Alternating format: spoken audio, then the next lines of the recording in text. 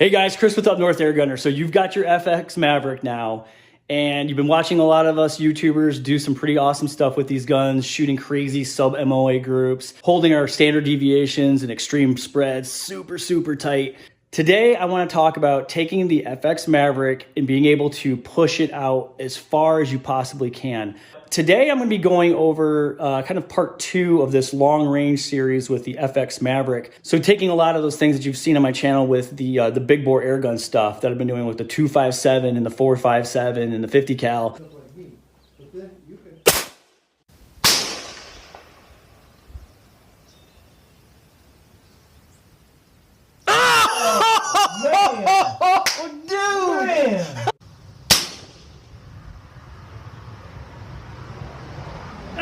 Bingo! Got it.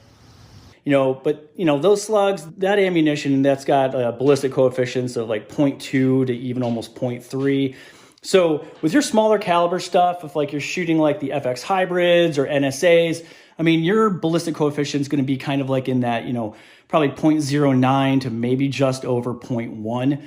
But there's still a lot of awesome stuff that you can do with small bore, long range, or extreme long range shooting. Some of this stuff that I'm going to be talking about today to me are absolute must-haves if you really want to get, beyond 100 yards. Let's check out the FX Maverick and some of the accessories that I think are must-haves. All right, here we go. One of the things that I have found to be the most critical part of actually being able to successfully make those shots or even get close, obviously one, calculating your ballistic solution to even just get your rounds even close to impact and close to your target. The stability of your platform, the base, the actual legs of your rifle. So I have found if I'm not doing the right things, if I'm not properly supporting here in the rear, and if I don't have the right setup here up front, I mean, it's just garbage. I mean, here, check out the video clip from the FX35. This was me trying to shoot 100-yard groups with zero rear support.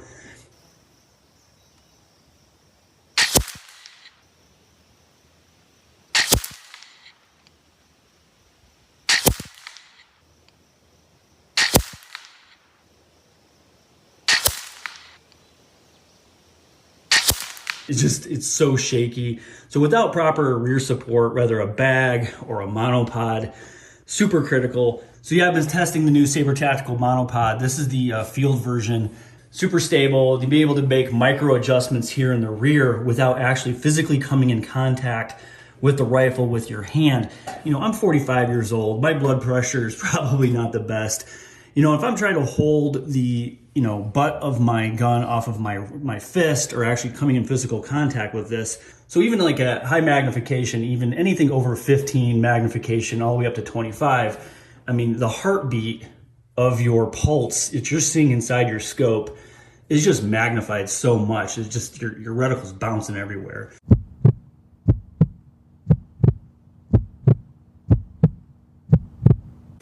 Most modern PCP air guns, a lot of them have a attachment point right here, pretty much, if you kind of think about it, it's like right in the fulcrum point of your air gun. So you're kind of creating like a teeter-totter seesaw effect by mounting it here.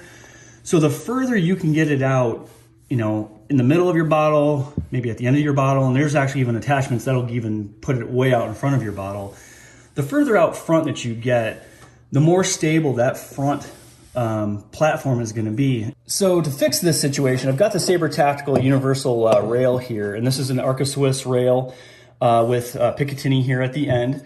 And you've got T-slots here on the side, so really universal to be able to put pretty much like any kind of either, bipod, tripod attachment onto this thing. Another cool part of this is a lot of us don't have Arca Swiss. That right there is just a regular standard camera tripod threaded port right there. So even if you have just a regular camera tripod, so that's pretty slick. So by putting this thing on, that's going to kick out my bipod and give me way better stability versus having this kind of centralized positioning here for the bipod attachment. So yeah, let's just pop this on real quick and show you what it looks like. All right, so here it is. We've got the Saber Tactical rail extender on there. And one thing I actually wanted to point out, just look how much further out that kicks the bipod out front. So much more stable platform out there front. So when you watch my channel, you see that I'm always running these Atlas bipods. This is the Super Cal. So this is the widest version, or actually I think one of the widest versions that Atlas carries. They also have the 5H, which uses a different design with kind of a like a curved piece there underneath. It's a lot bigger and bulkier bipod. So the Super Cal, this actually gives you that same width of the platform that the 5H does, but it's just much more compact, much more streamlined. All right, so there we go. We've got the quick detach set on there. I've got it as far out as it'll go on the rail. So you'll notice it's just way further out than it was before. Okay, and lastly, probably the most important feature or product or solution or technique that you can use for long range shooting is making sure that you have a really good way to control your cant. When you zero your rifle and you start shooting sub MOA groups at 100 yards, which I definitely recommend if you're gonna try to stretch it out past 100, make sure your gun's at least shooting minute of angle 1-inch groups at 100 yards, because when you get past out there 200, 300, 400 yards, those groups are just gonna start getting worse and worse. But the other thing is, even though you're shooting insanely good groups at 100 yards, so if your bubble level, which is the probably most important piece of equipment, if you really want to start doing precision long range shooting, so there's a lot of features going on with my FX Maverick right here that allows me to maintain that bubble orientation from my zero all the way out to whatever range that I'm shooting, whether it's 200, 300, 700 yards, whatever it is. And so what I'm doing is when I zero my rifle, I'm making sure that that bubble level is completely centered on that window. So what's great about this Atlas bipod here, this has a cant locking feature. So I unlock that, and now you can notice that the rifle can cant back and forth. And then also back here in the rear, you'll notice that the Saber Tactical monopod also has basically like a ball bearing ability to cant back and forth. So when you're zeroing your rifle, you want to make sure that bubble is right there in the middle of the two lines.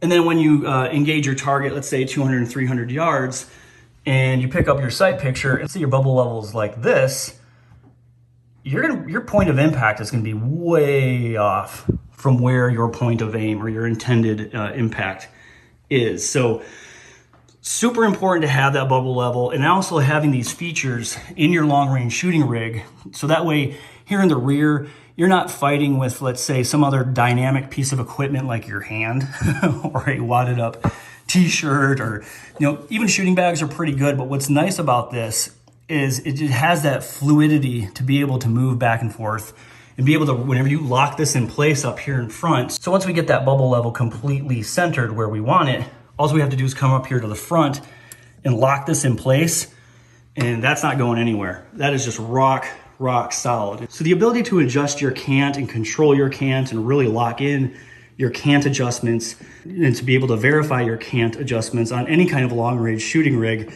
it's super critical. So you can get bubble levels that fit onto your Picatinny rail.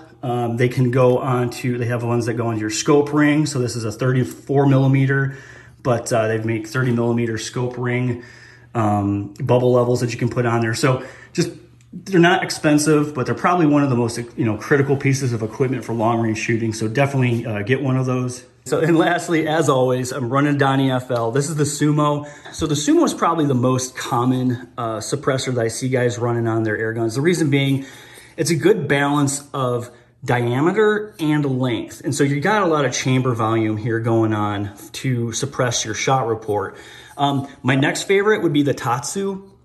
So, between these two, I would say they're kind of my favorites. Smaller form factor for compact rigs. I really love this Tatsu.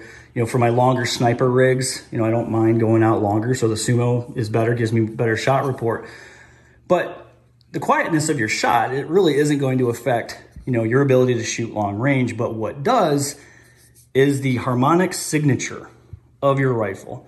You're going to start hearing me talk a little bit more about this concept of harmonic signatures with air guns. So man, I have been just geeking out on this stuff for quite a while now, and I've really come to this conclusion that this idea of like your harmonic signature of your barrel being this static thing, right? Like, I buy this gun and the harmonic signature of this gun is exactly going to be the same way no matter what I do to it. I'm finding that's actually not correct at all. The second you put anything new on your gun, that's going to change the harmonic signature of your rifle. The reason why that's important is you go out, you're shooting MOA groups at 100 yards, and you throw on a new bipod. You threw on a new accessory, whatever. And all of a sudden, your point of impact starts changing. And what you do is you go back, start fiddling with your, hammer spring tensions and pressures and everything else, because this is what you're doing is like when you're changing your harmonic tune using pressure and hammer weight, you're also changing the harmonic signature of your barrel, or actually your entire rifle. So by putting on a different sized suppressor, same thing. So really what you're doing here is the center of gravity. You're actually, adding more weight. I believe these are like, 3 ounces and this is like 4 point something ounces. I'll have to look that up. But, we're talking anywhere from, extra 3 ounces of weight, even all the way up to, let's say, an Emperor, which I think is like 10 ounces of weight. That is going to change your harmonic signature of your barrel quite significantly. So you saw my previous shot, sub-MOA groups with the Tatsu. When I put the Sumo on, completely changed the signature. What I'm finding is I think a lot of times people think of like the harmonic nodes or the harmonic signature of your barrel is this really big, wavy idea of like a wet noodle. And it isn't. It's so microscopic. So just changing from this suppressor to that suppressor, it opened up my groups to probably, I think it was like over an inch. And so I had to go back, kind of play with the hammer spring tension and with the regulator a little bit. I got it right back in where I wanted it to go. So just whenever you're doing long range shooting, just know whenever you get your platform locked into whatever equipment you've got on it, anything you put on, even like how you hold your rifle, it is going to change that point of impact. So there it is. There's my long range rig. Check this out. You can get all this stuff at Utah Airguns, everything from the Saber Tactical accessories to the Atlas bipod, Element optics. You can get the Ergo grips. So you can get the Ergo zero angle vertical grips at Utah Airguns. Definitely check them out. The only accessory here, so if you really want to get really crazy, check out Heritage Arms with the Cold Shot Moab base. And this, again, this is basically if you want to do over 300 yards. You're going to need to have something like that, or maybe with my FX No Limit rings, I typically can get an extra 100 minute of angle out of those. So this, I can actually crank this thing out to, over, I think actually it's close to 400, even a little bit over 400 minutes of angle with the MOA built into my rings here. So thanks everybody for joining me. Stay warm, stay safe, take care.